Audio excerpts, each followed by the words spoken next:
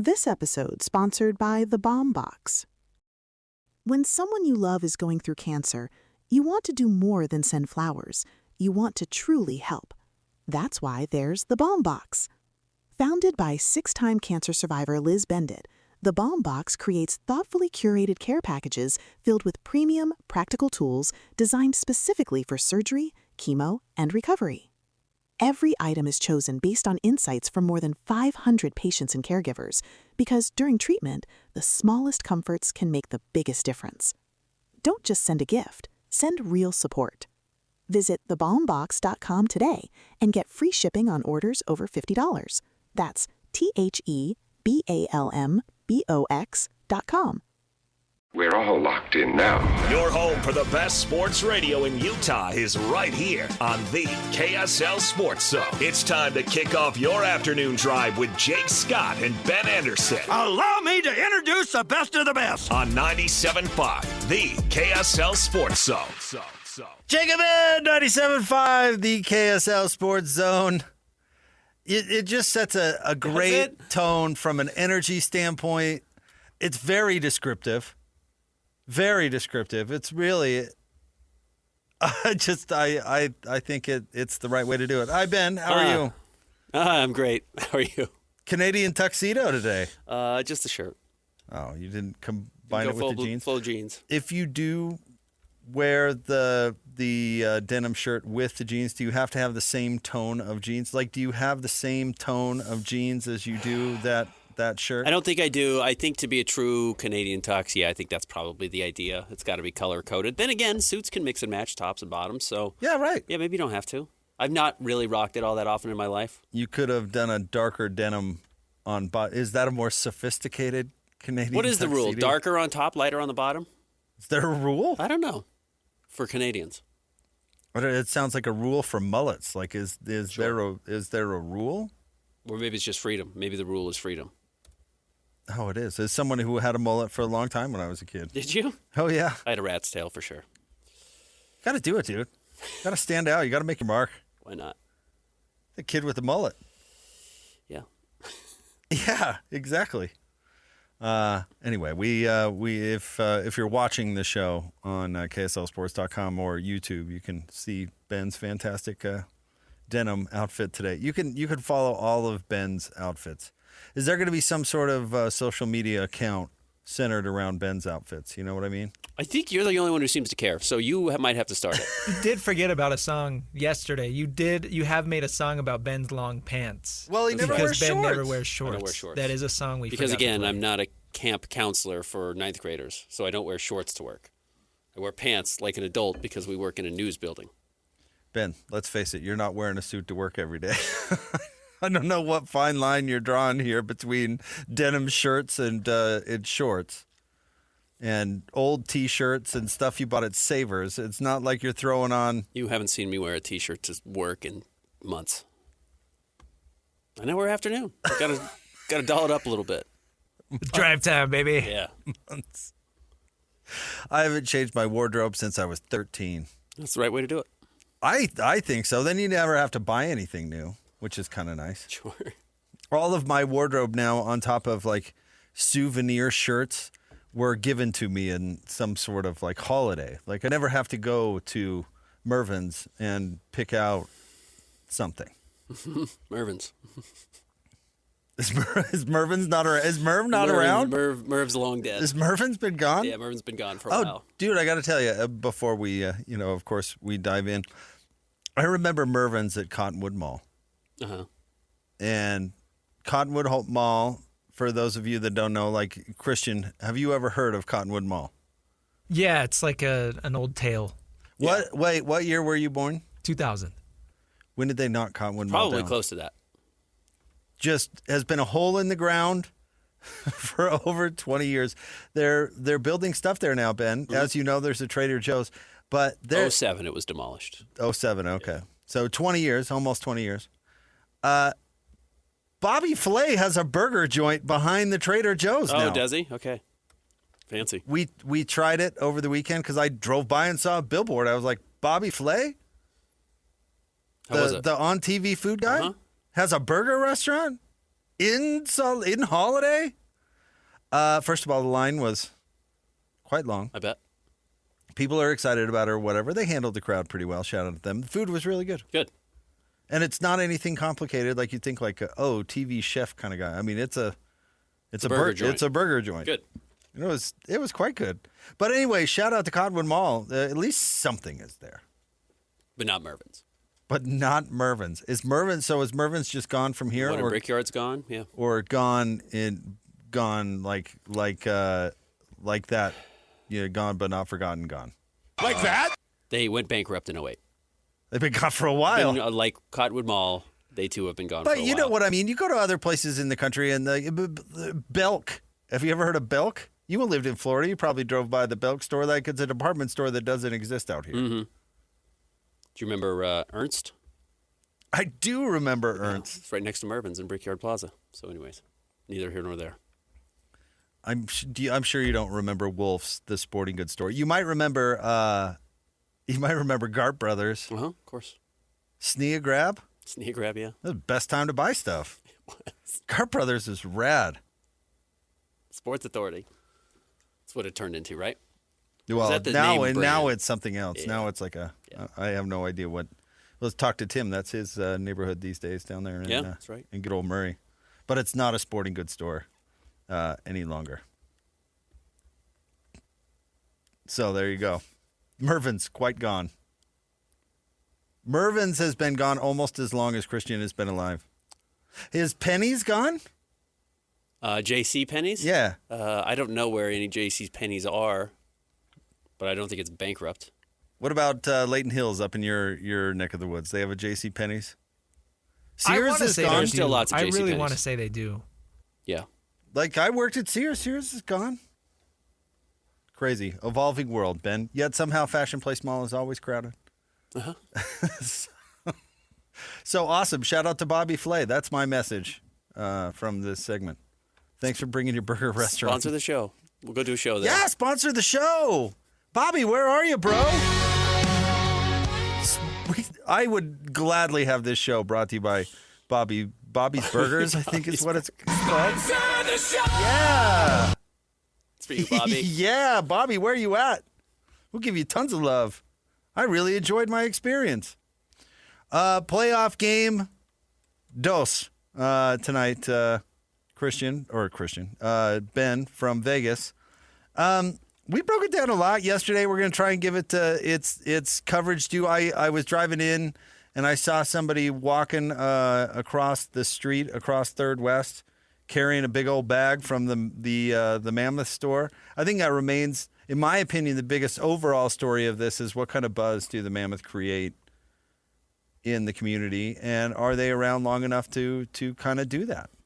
Yes, not to undermine or I don't want to say let them off the hook, but not, emphasize the importance of continuing to win in the postseason. And Bill Armstrong was on with Scotty and Tim and Scotty, the coach, earlier today, and kind of talked about, the expectation is they want to win this series. They're not just happy to be there, and I think that is the right approach. But again, we were talking about this last week, just kind of the concept of a fairy tale beginning for the Utah Mammoth and where they are today versus 2 years ago with their season ending in Arizona, the players saying farewell to that 5,000-seat college arena, moving up here to where they are today, and what a dramatic change it is. Part of this fairy tale aspect that I think I was trying to sell you on is the idea that this is how you catch fans. This is how you gather fans, because I don't think it's a stretch to say from some of the things you and I have seen talking to people around that while the arena has been full for the Mammoth, I'm not sure it's fully penetrated even the sports community, but even the casual community. Like the Jazz have penetrated the casual community of Utahns. Utah football, BYU football, you've gotten allegiance one way or another traditionally. You've gone to a Bees game. Because Mammoth games are extremely expensive still, because seating has been limited, and because they've only played 84 games now, 82 games at home in their entirety so far, there hasn't been that many opportunities for fans to kind of casually go check them out. So how do you start to bring in fans? How do you start to garner this attention and gather more faces and eyeballs? And it's going to the playoffs. It's being on national TV. It's having kind of a consistent storyline to understand. And Clayton Keller going to the Olympics I thought was very helpful. And now getting to the playoffs and saying, hey, I'm going to see this team, the Mammoth, going up against another consistent team that I didn't realize everybody in the NHL hates. You start to build up these storylines, and storylines become easy to understand. And people, especially if you're trying to gather sports fans, need easy to understand storylines. And I think that's where the Mammoth are today. I am pretty upset that the city of Vegas has taken strays.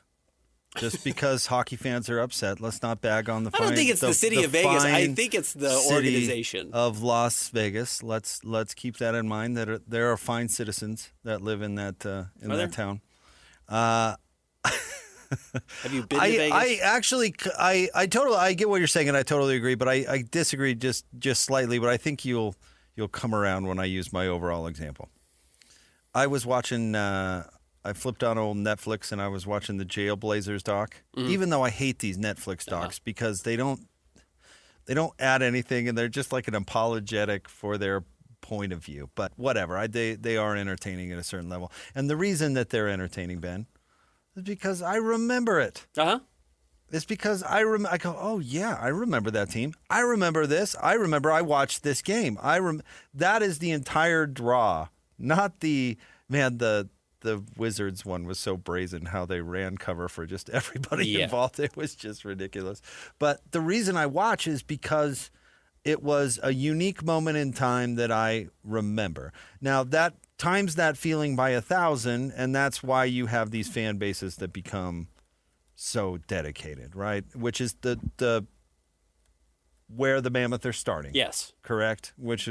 So I would disagree that just making the playoffs creates that. I don't think so. And I think they want to ride the wave of the NHL playoffs being exciting. And those things, like the first doing anything matters, right? Or the NHL, the Stanley Cup playoffs seem to be pretty awesome. You know, the games seem to be awesome and diving in, and that matters. But you have to create those moments where you're like, I was there, or where was I? It has to be a little more special than just making the playoffs for the first time. So if they get drummed out of the playoffs, I'm not even saying you have to win a game per se, but you got to create some moments. You got to win a game that you're not supposed to win. You've got to, I don't know, Ben, create that newsreel in people's brains that you go back to automatically when you're talking about your fandom in 10 years, in 12 years, or whatever. I don't feel bad for Phoenix Coyotes fans for 1 second. Their lack of support was part of the reason that they don't have a hockey team anymore. But here's where I'll defend them. They never really had the chance to have any of that. Yep. They never had the special moment to create the reel in your brain or whatever. It's why I feel so almost sorry for Jets fans, because somehow they're so sick and twisted masochists that they just latch on even though they don't have any of those moments, you know? And so I don't know if the Mammoth can actually accomplish that again. I think simply doing it for the first time does kind of accomplish it a little bit, but they got to go make some moments. Got to go win the game. You got to win the series you're not supposed to win. And you know what? The fact that Vegas is big, bad Vegas totally leans into that. But you have to go beat them. You know what I mean? You have to go beat them, and you have to create the buzz, and you have to create the storyline. I mean, what was part of the reason Jordan was Jordan? Because he had these great storylines with the other team's stars, and he's the one who eventually came out on top. It's part of what the legend is. You need lore. Yeah. And simply making the playoffs, I don't think accomplishes that. At least not entirely. But they need to win these games. They need to create the lore. They need to create the moment where you're like, oh, dude, I was watching that with my dad. Like Christian with the Cottonwood Mall, I was not yet alive when the Utah Jazz first made the playoffs in Salt Lake City. You know, they move here in '79. They make the playoffs for the first time in 1984. But to your point, and I'm curious how, if somebody remembers this, I certainly, again, was not alive. You know, the Jazz didn't just make the playoffs their first year. They won their first playoff series. They beat the Denver Nuggets with Frank Layden and Thurl Bailey, et cetera. This would be great to talk to Thurl about. And then they do it again in their second season. They won first-round series. It wasn't just, hey, we got there, we're happy to be here, and we got eliminated in, at that point, 3 games. It was the best of 5. They actually won a couple of games. So, A, it was somebody to root for, and then, B, you start to create lore around this team. Can I further your point? Then in 1988, they lose to the Lakers in 7? Mm-hmm. where they pushed the Showtime Lakers, who were in the middle of their lore. See, there's an example of you don't even need to win the playoff series. But that's a big part of the Jazz building legacy or whatever. People, they didn't even beat the Lakers. And every old-timer Jazz fan that you'll talk to will say, remember that Lakers series? Mm-hmm. Remember that they pushed the Showtime Lakers? Remember that? That's what I'm talking about. That's all part of it. The film reel in your head that you throw back to that we romanticize over time. They need to find some of those moments. Yeah, whether it's a Cooley game winner, a right, Gunther a overtime big save, winner. whatever. Yeah, absolutely. I think those are things that are going to be important. And stomping them on the road 5-1, whatever. Those moments, they have to create those. And the nice thing is for the Mammoth is you can't make those moments unless you make the playoffs. So they've done that first step. Yeah. They've taken that first step, but you're right. Now it's about establishing this mythology of this team that gives people touch points, and that's the important part of where this team is right now. And it's early. Again, it's 2 seasons in. The fact that they are where they are, I don't think it's necessarily ahead of schedule, as you talked about when this team moved here from Arizona. It was a team that was on the back end of its rebuild. They all said before the year started that the playoffs were the goal. There was no question about it. So they have achieved their goals. So in that sense, they're not ahead of schedule. But maybe the ability to build some of this mythology, this lore that we're talking about, start to define storylines that can follow in not just this season, but next year and the year after. That's where they are today, and that opportunity's presented itself. And that's when you really have to go and, grab it by the reins and take control of it. Well, then the next time you roll into Mervin's, it's wall-to-wall Mammoth stuff. That's all you see. So when the Mammoth first started, the people in that building over there, the good folks, were talking about how little overlap there was between Mammoth and Jazz fans. Mm-hmm. And they were saying that as a positive, and I agree with why they thought that was a positive, because there's a market for it here and they can sell tickets, which is no doubt true. And they're not robbing from Peter to pay Paul, which is also a good point. But I would argue that they need to start creating the overlap. How do you get the basketball fans off their duff and invest it in your product? And in this case, the nice part for them is they have the same ownership group, mm-hmm. So it's not really robbing Peter to pay Paul. But I would argue now is the time to create overlap and to get your basketball fans who aren't just going to fall in love with the NHL because it happens to be here, which I do think there are some that do that. But I think there are also that other gap of fans that are just not into hockey and don't know hockey and haven't followed it or whatever the case. I think you need some of those moments to grab those fans. They need to be talking about it at church or the grocery store or whatever, and you'd be like, oh, yeah, I saw that. That was pretty cool. I think the through line of what we're talking about, because even while the Jazz did not beat the Lakers, they took them to 7 games. While the Jazz did not get to the finals, they beat the Denver Nuggets in their very first ever playoff series. It's about winning. You got to win, and that's where the Mammoth are now. And that's if you want to, again, make an imprint on this city, this state of ours, win. This, in fact, if they get swept, which I don't anticipate, and by the way, I'm not trying to, for your Mammoth fans, cast bad vibes. Yeah. But if they get swept, not only in best case scenario, it'll go down forgotten. Worst case scenario, bozos like us are going to be shouting back in 10 years and going, remember when they got swept in their first playoff series? Oh, and that? Oh, yeah. Everybody was excited, and it was kind of a disaster. So it matters. It matters how they perform. Just getting there, I don't think, is enough, which is not what you were saying. But I think they've got to create those moments. Rasheed Wallace is pretty entertaining. Yeah, I need to watch it. In that documentary. I haven't finished it yet, granted, but they totally leave out some of the most notorious members of that team. Like J.R. Ryder was the one actually going to jail, and they didn't even talk about him at all. Maybe he didn't want to be a part of it. Yeah. But you know what that Blazers team did? They won some games. They eliminated the Utah Jazz. They kind of ended the Stockton and Malone era, not entirely, but that was the Kings. That post-lockout year when the Jazz had an opportunity to win a title, and everyone thought, this is the team, this is the year. I believe it was Brian Grant and the Trailblazers. Brian doesn't fit in that at all, but I think it was that Trailblazers team that beat them. They had the 3 highlighted guys who they had for the doc was Damon Stoudemire, Bonzi Wells, and Rasheed Wallace. Bonzi is completely uninteresting. Huh.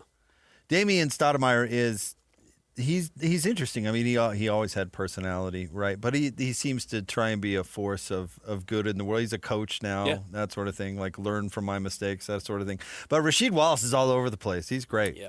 Rasheed's really entertaining. Absolutely great. Swimming in personality. More than willing to share his opinion. Stoudemire, one of the more surprising players ever. Not on the court, but I remember talking to Mike Conley about, like, who was your vet when you got into the NBA? He said, David Stoudemire. I was like, really? Mighty Mouse? He's like, he's the best. He's like, he was the best veteran ever to talk to him. Like, that was just not because of the Jailblazers moniker. It was just not the reputation he had. No, he comes across pretty well in that doc. But again, they don't tell us the whole story, which is so annoying. The you know what other one was obnoxious was the Malice in the Palace one was just completely leaving letting the players off the hook, and then completely doxing all over again the Bozo fans that were involved, which I guess is kind of funny. They shouldn't be swinging on players either. Dumbest people alive, those people. Trying to fight Jermaine O'Neal. Jermaine O'Neal. It's not a great idea. I've stood next to Jermaine O'Neal. The big man. Giant. Ron Artest. Yeah. Meta world peace, big man. Huge.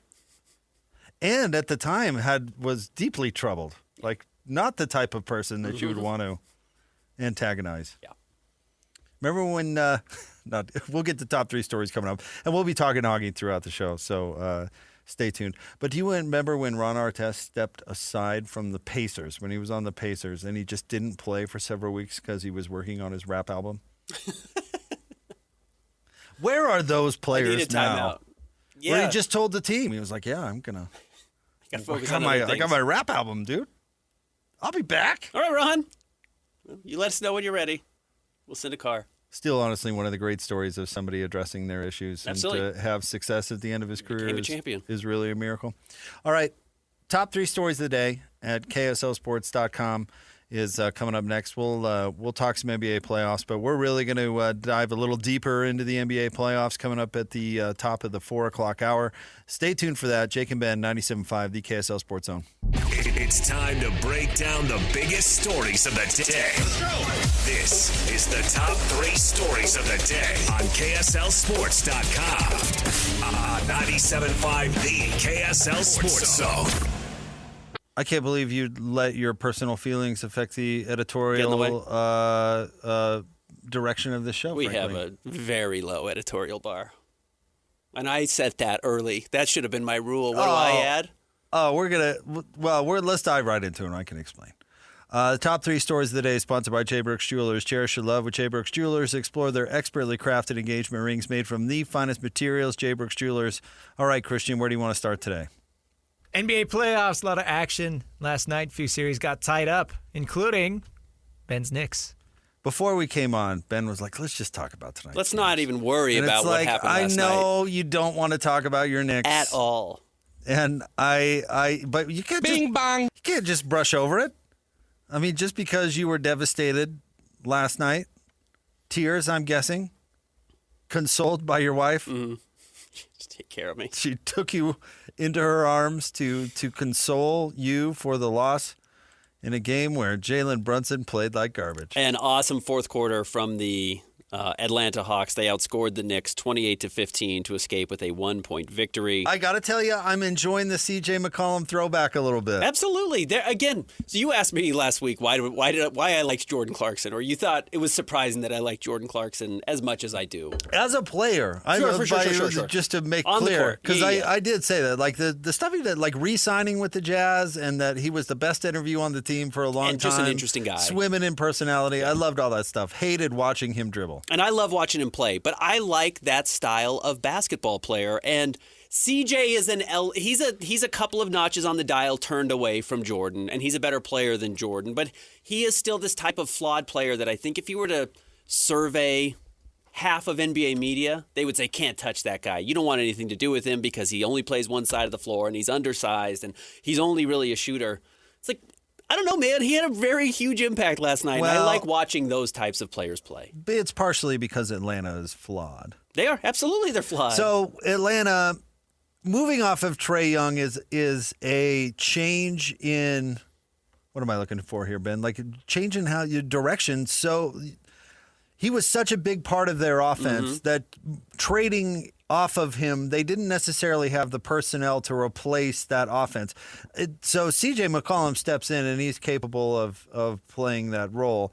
I don't think it's going to get them very far in the playoffs, nor do I think it's permanent in the slightest. Atlanta just got caught short offensively from a roster standpoint because Trae Young, they built their entire franchise around the offense of this one player. And to move that is pretty substantial. I think they're lacking offense. And shout out to CJ, like I'm sure they're begging him to play selfishly. Yeah.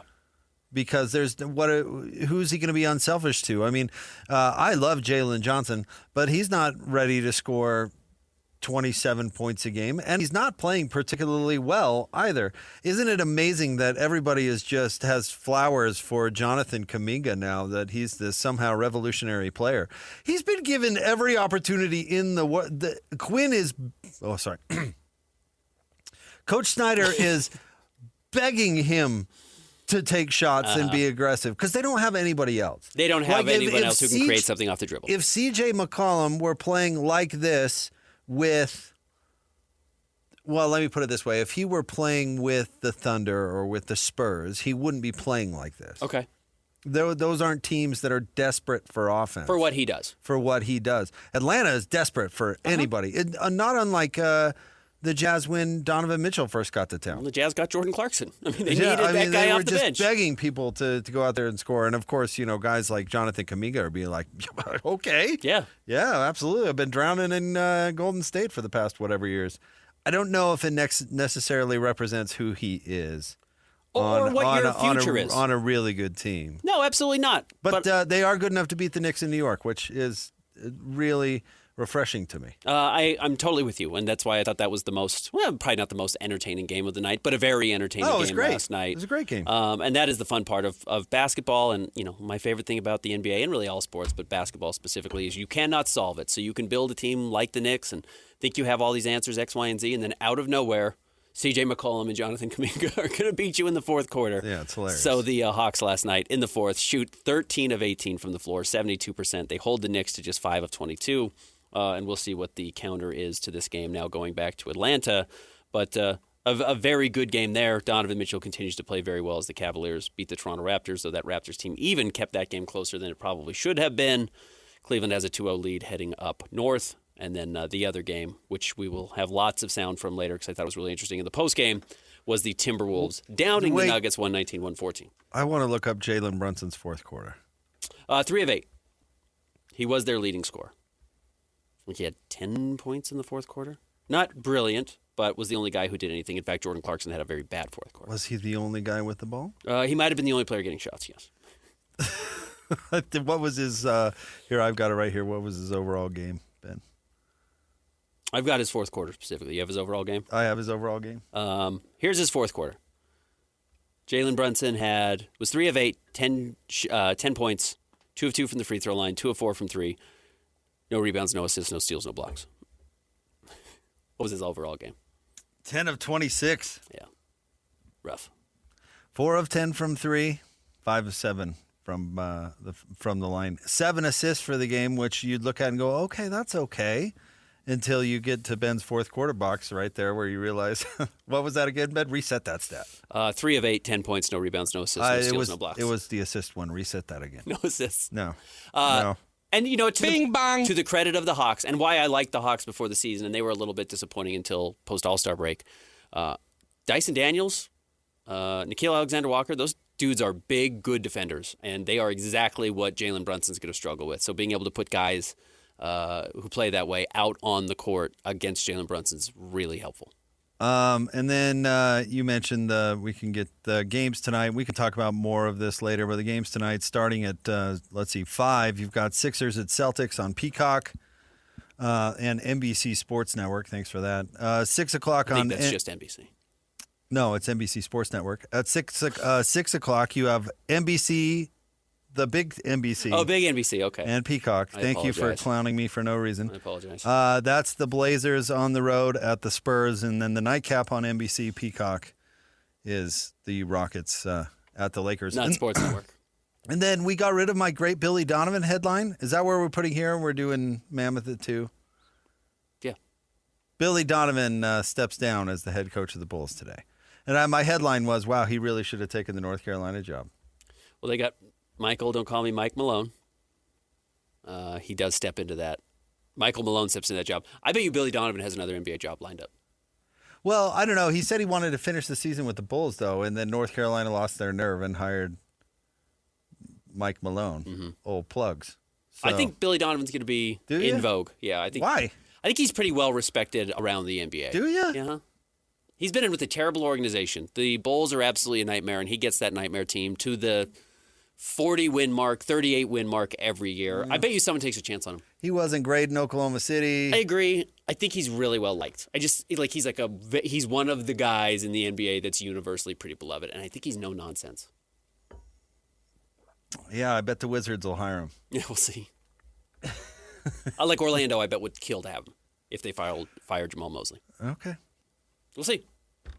But he will be back in the NBA, I think, before he goes to college. Certainly. You might have said the same thing about Mike Malone. Mm-hmm. I'm sure I did. Old Mike. What's next? Number 2, Mammoth back in action at the Vegas Golden Knights. Game 2 tonight. Top line's got to be better.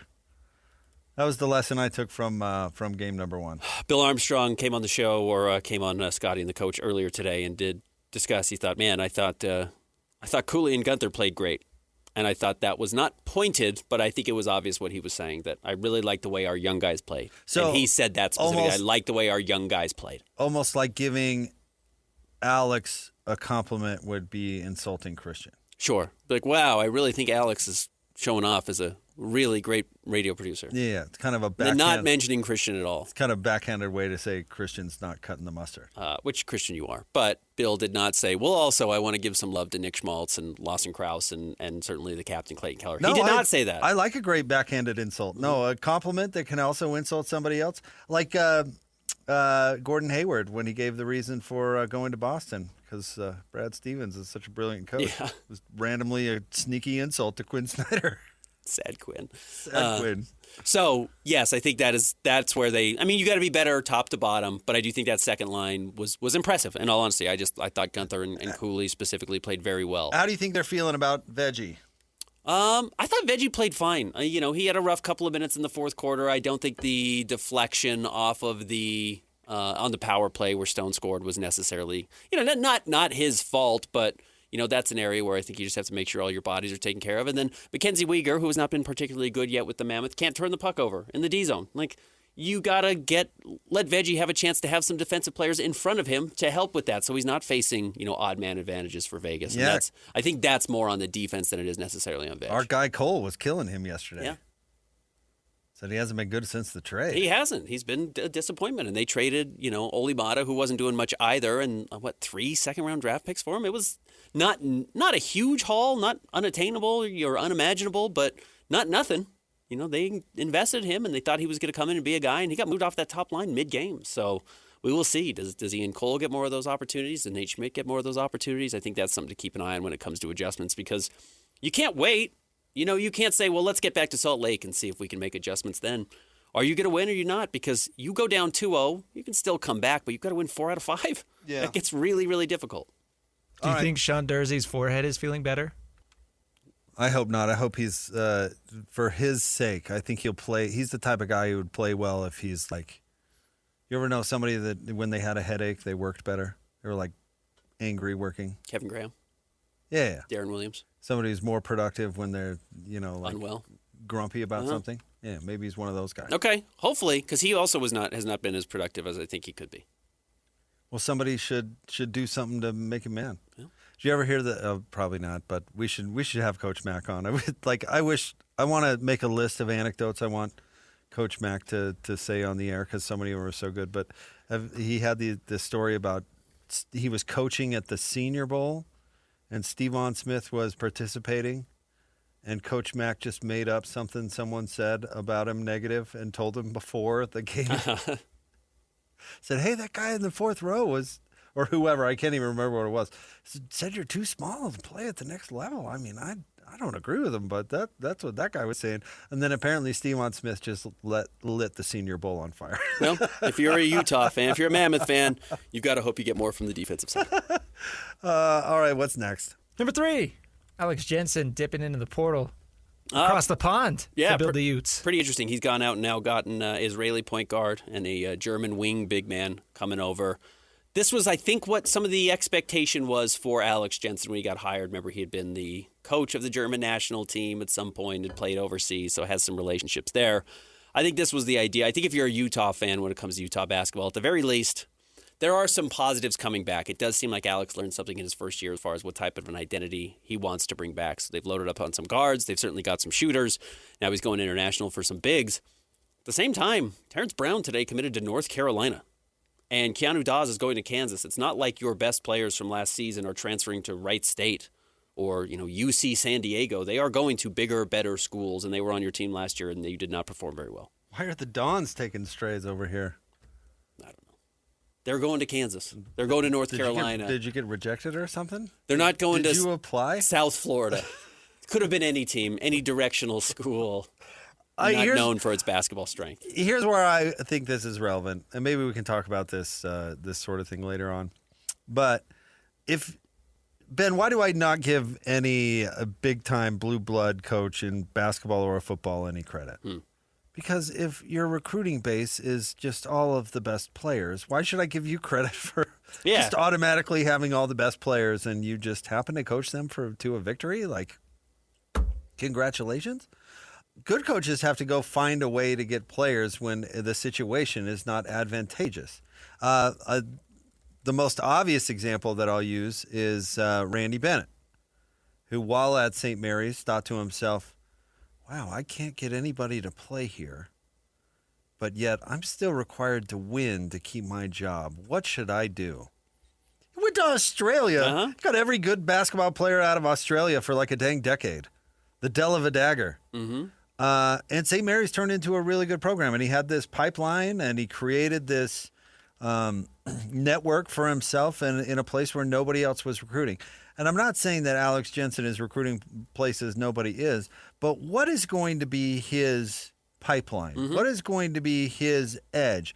Because he's not going to have BYU money. He's not going to have Texas Tech money. I'm not saying he's not going to have anything, but he's not going to have that.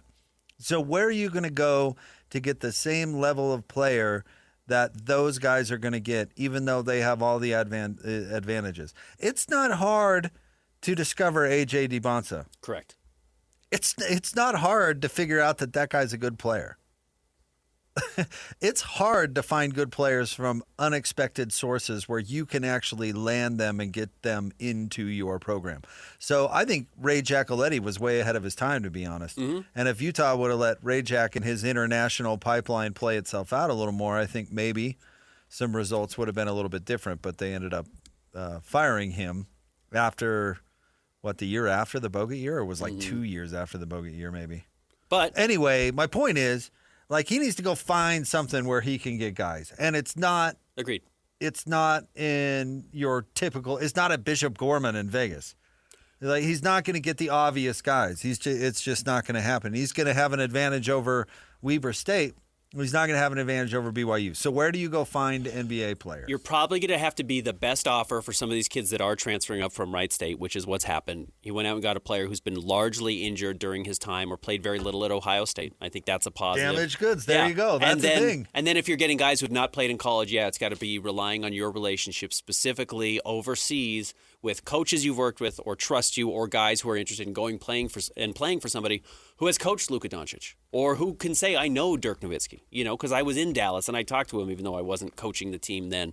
Those are, I think, the advantages that Alex Jensen can use in his favor, because you're right, compared to BYU or Texas Tech or Arizona in conference, Kansas certainly, he's fighting with one arm tied behind his back. So he's gonna have to pull out some magic tricks to get to win up at Utah, and I think this is at least a good start.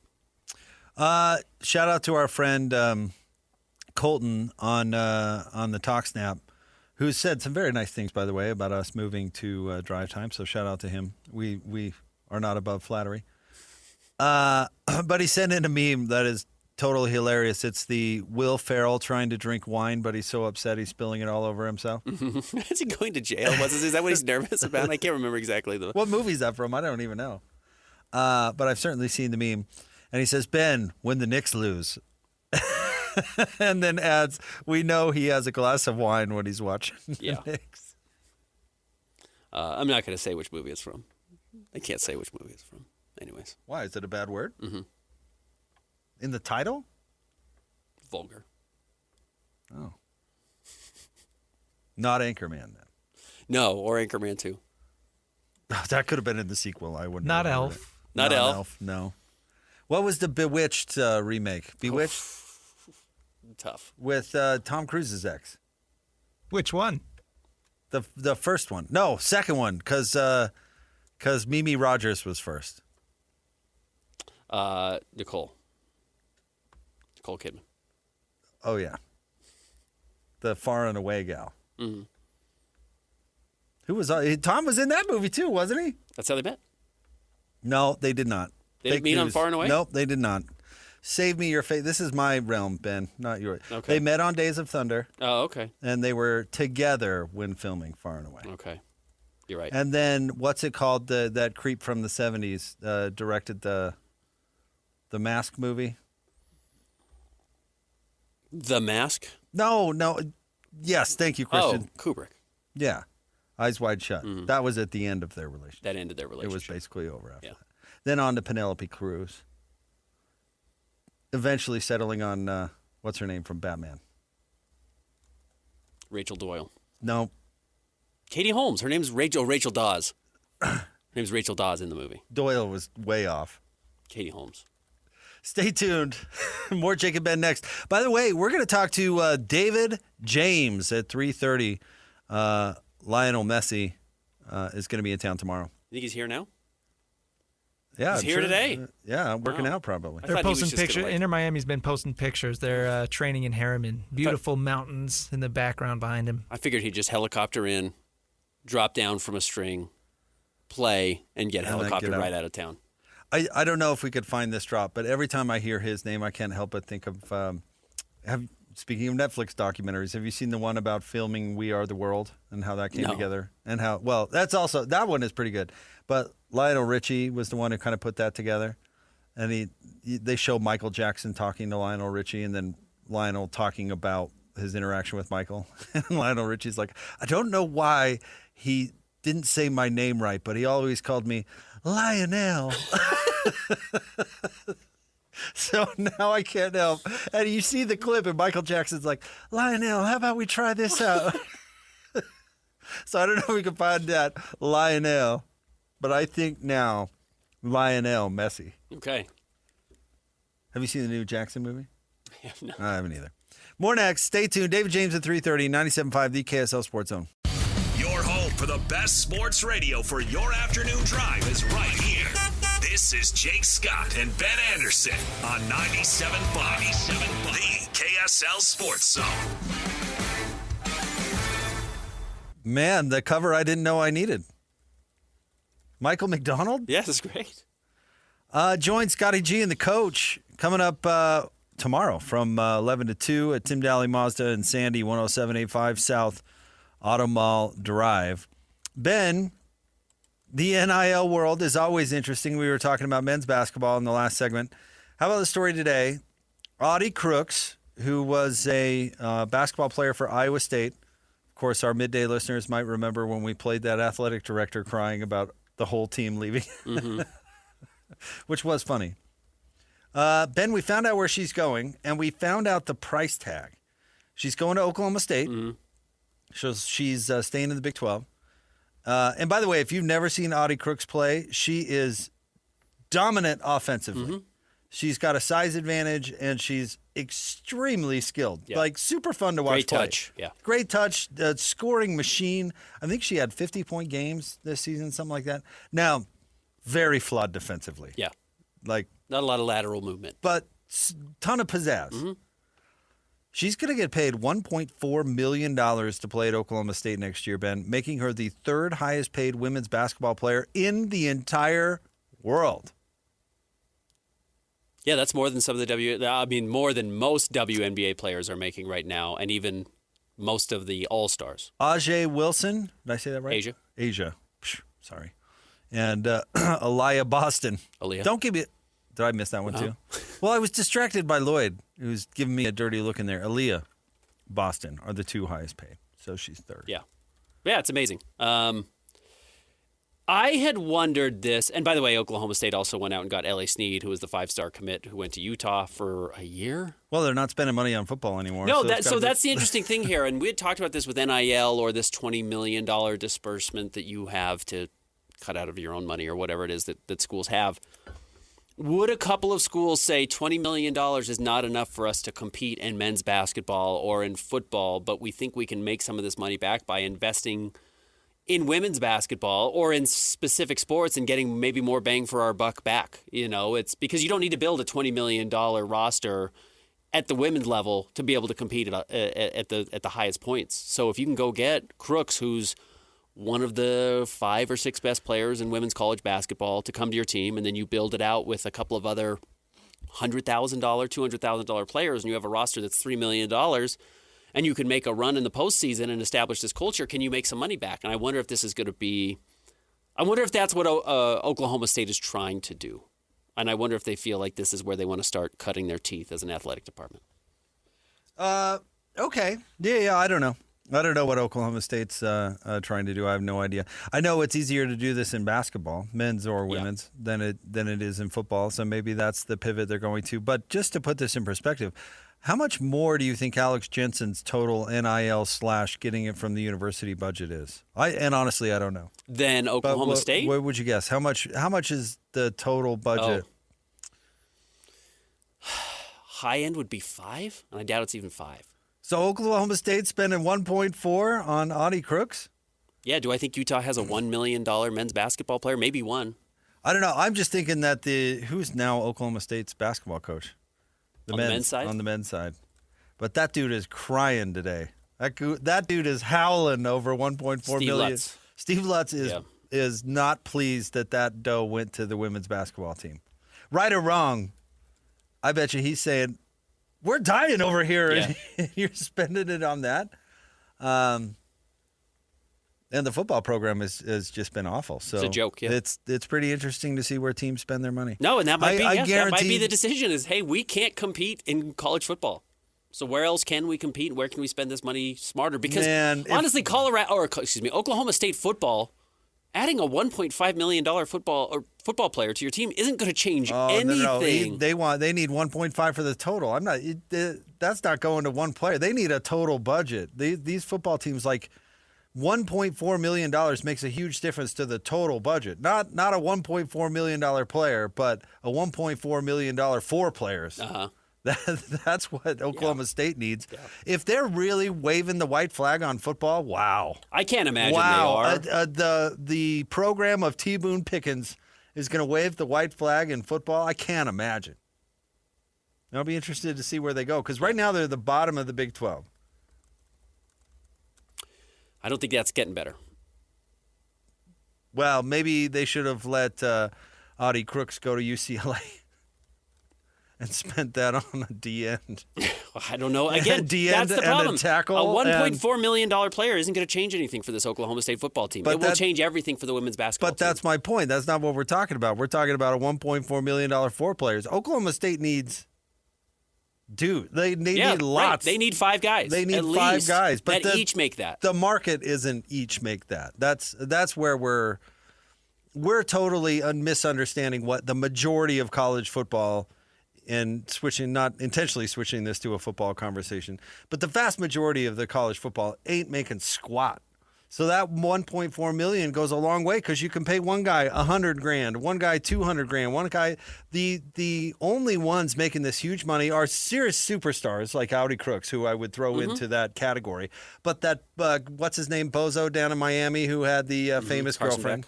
Carson, like those are the people that are making 1.4 or 2 or 3 or $5 million. Your normal LB1 ain't making that. Not at Utah, not at BYU, not at Oklahoma State. No, they're making a few $100,000. Maybe, depending. Like Lander Barton was making a few $100,000. Mm-hmm. Maybe he topped into the $1 million category. I highly doubt it. But yet he was critical to their success. Uh-huh. Critical.